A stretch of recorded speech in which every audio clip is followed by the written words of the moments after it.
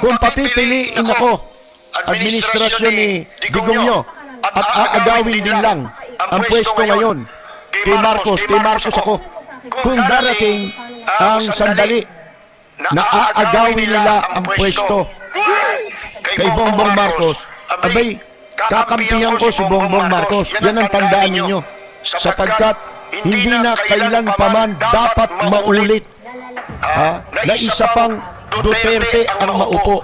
Lalaki ang nanggaling, hindi mas grabe kung babae. Ngayon, sinasabi ko lang, kasi kailangan tayong manindigan sa bawat pagkakataon. Pero kung darating yun, papanig ako kay Marcos para lamang hindi magtagumpay ang anumang masamang binabalak na muling mailuklok sa pwesto ang isa pang Duterte.